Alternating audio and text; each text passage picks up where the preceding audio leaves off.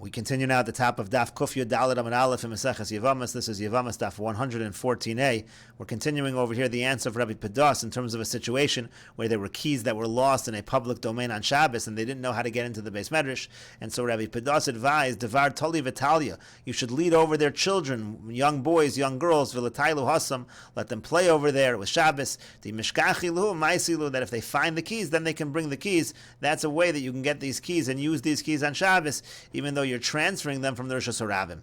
In any case, the Gemara says, Alma, do we see from this answer, Kasavar, that he holds, that Rabbi Pedas holds, Katan Ochel Nevelos, that if you have a Katan that is eating Nevela, that is eating non-kosher, Ein Bezin Mitzuvin Lafrisho, apparently Bezin is not commanded to separate him. In other words, if you have a child, maybe you can't feed directly non-kosher, but if he's violating it on his own, you don't need to stop him. That's the same thing that we seem to be applying over here. And the Gemara continues, Lema Messiah, let's say a support for him will support from the following, Lo Yomar Adam Latino, it says that a person should not tell a child, Haveli Mafteach, Haveli Chosim, bring me the key, bring me that signet, Ela Manicho, but rather he leaves him. Manicho Tolish, he leaves him, and if he's being Tolish, if he's, let's say, uprooting things from the ground, Manicho Zorik, and he can leave him, let's say he's throwing things in the public domain. In other words, you can allow him to do it, but you just don't directly tell him to do something that is violating Shabbos. But in any case, it seems to say in this brisa that if the child is violating Shabbos, even on a doraisa level, there's no obligation to stop him. And the Gemara says this brisa is not necessarily a proof. Amar Abaya says, Tolish, when it's talking about the fact that the child is uprooting something that is in the ground, but Atzis Sheino Nakav, he's not uprooting it from the ground, he's uprooting it from a pot, and there's no hole in the bottom of the pot. In other words, it's only a situation of kotzer on a derabanan level, and that's why it's allowed. And similarly, Zorek, you're allowed to let him throw things around, but Carmel is derabanan. We're not talking about when he's throwing things in Rosh Hashanah, which would be an Isser Doraisa. We're talking about when he's throwing things around in a Carmelis, and it is only an Isser Derabanan. So that would mean that perhaps this brisa is only saying that in Isser Derabanan you don't have to stop the child, but it's no proof that by an Isser Doraisa that you don't have to stop the child.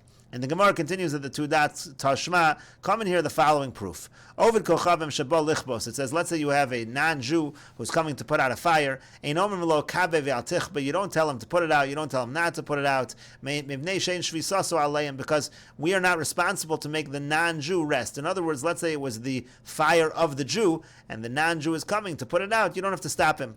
Now, if a minor who's Jewish is coming to put it out, but you do have to say to him, don't put it out, because his rest is an obligation upon us. So it seems to be pretty clear from this source that we actually are obligated to stop the child from violating Shabbos.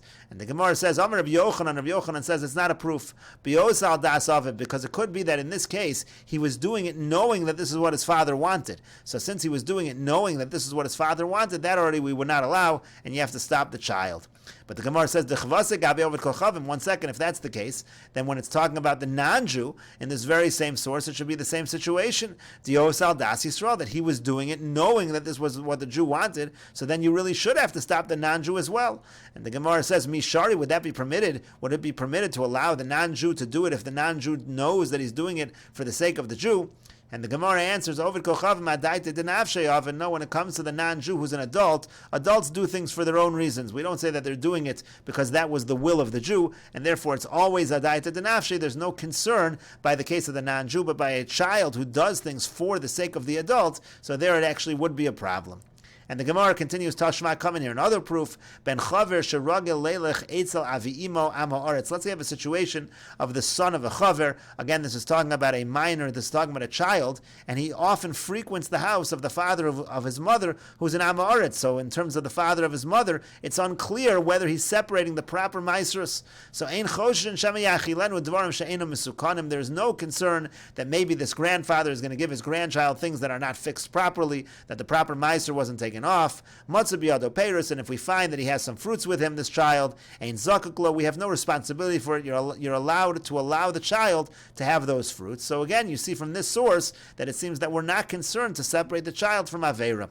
And the Gemara answers, Rabbi Yochanan says, and note over here that it's the same Rabbi Yochanan that answered before. Rabbi Yochanan over here answers, B'damai hekilu, this is a case of demai, meaning it's only a suffix situation. We don't know whether the proper meisters were taken off or not, and therefore we can be lenient in this case, but in other cases we would be strict. But the Gemara says, 1 second, the only reason apparently that we're being lenient is because it's a case of demai. Havadai boy lisuri, but if it would be a situation where there's vadai a problem and the meiser was not taken off, apparently you would need to take off meiser in additional time. So on the contrary, we should understand from here that you have to be strict in these situations, and you're not allowed to allow the child to violate the halacha. V'yomer Rabbi Yochanan, but didn't Rabbi Yochanan say before, he was the one that answered before, biosal das aviv, that it's only a problem by the child if the child is doing it knowing that this is what the father wants. Otherwise, it is not a problem. So it's a contradiction within Rabbi Yochanan himself. Rabbi Yochanan is answering these questions in different directions. And so the Gemara says, Ela Rabbi Yochanan sfuke mesafkole. Rather, Rabbi Yochanan, he himself was in doubt. He's not taking any firm position over here. Kai hacha madchi, kai hacha madchi. With each source that you bring him, he pushes it off and says, oh, you could learn that the other way, but there's no proof in terms of Rabbi Yochanan. Rabbi Yochanan was not taking a firm position on the matter. And the Gemara continues, Tashma, come in here. Another proof, Ben Chaver Kohen Sheragel Leilech Etzel Aviimo Kohen Amar. It's a similar case to before. Let's say you have the son of a Chaver Kohen, and he goes by the father of his mother, who's an Am Haaretz. So in Choshen Shem Yachilenu Truma Tmeya, we're not afraid that he's going to give him Truma that is Tmeya, that is going to be impure. Matzah Biyado Peiros Ein Zakak Lo. Similar to before, if we find that this child has fruits, we don't have to worry about it. It's not an issue. And so again, it seems like over here, this is a proof that we are not concerned that the child is eating non-kosher. So the Gemara says, no, but Truma D'Rabbanan, the case over here is we're not talking about Truma D'Oraisa. When we're talking about Truma Tameya, we're talking about Truma that's only D'Rabbanan, and that's why over here there is no concern, but it could be by D'Oraisa we would have a concern. And the Gemara continues, Tashma, come in here, another proof, Yonik Tinok V'holech Me'ovedes Kochavim Umi Behema Tameya, a child can nurse from a non-Jew or from a non-kosher animal, Ben Choshen B'yonek Sheketz, and we're not concerned that he's nursing from an animal that is detestable from something not kosher. V'lo Yachilenu Nevelos Utreifa Shkatzim Uramasim, you can't actively feed a child Nevela and Treifa Shkatzim and Ramasim, again, things that are not kosher. Umikulan Yonek Mehem, but again, from all of these animals, if he nurses it, it's fine, we don't have to stop it. V'afilu b'Shabbos, and even on Shabbos, it's going to be okay. Uvegadol Aser, but by an adult, such a thing would be Aser, not only the non-kosher, of course, but in general on Shabbos, to be mefarik, to extract the milk from the animal on Shabbos, is going to be Aser. It's a problem of dash, of extracting. Abashal says, no again hayinu sheyonkim mi behema tahora b'yamtiv. No, on Yontiv we had a practice that we would suckle from the animal that is kosher on Yontiv. In other words, it was not done in the normal fashion of drawing out the milk using the hand. If it was done in this abnormal fashion of being yonik directly from the behema tahora, we had a custom to do that on Yontiv. And the Gemara says, Katani miha, nevertheless, what does it say over here? In choshen b'yonik sheketz, we're not afraid, we're not concerned if the child is nursing from something that is not kosher. So apparently, again, you don't have to prevent the child from having non-kosher. And the Gemara says, Hasam Misham Sakana, and over there is a situation of danger. If the child doesn't get the milk, it could be dangerous for the child, and therefore it's allowed. The Gemara says, Yachi, if so, Gadol Nami, the adult also, if it's a situation of danger, it should be allowed by adults. The Gemara says, no, Gadol Boy Umdana, by an adult, you're going to need an evaluation from a doctor that tells us that indeed it is dangerous otherwise. So the Gemara says, Katan Nami li Boy Umdana, but a Katan also, why don't we require an evaluation from a doctor? Amar Ravuna Bereid Rav Yoshua, so Ravuna Bereid Rav Yoshua answers, Stam Tinok Mesukan Eitzel Chalav. We can assume, in most cases, a child is in danger if he doesn't have milk, and therefore it's allowed by a child, but it's not going to be allowed by the adult. And the Gemara continues, we just said above, Abashal says, no again, hayinu sheyonkim mi behema tahora b'yamtiv, we have a custom that we would suckle from the kosher animals even on Yamtiv. And the Gemara says, hey Chidami, what's the case over here? If the case is there's a danger, afilu b'Shabbos nami, then even on Shabbos it should be allowed, why only on Yamtiv? V'idaleka sakanan, if there's no danger, afilu b'Yamtiv aser, then even on Yamtiv it should be aser, because again it should be a problem of mefarik, it should be a problem of extracting of dash.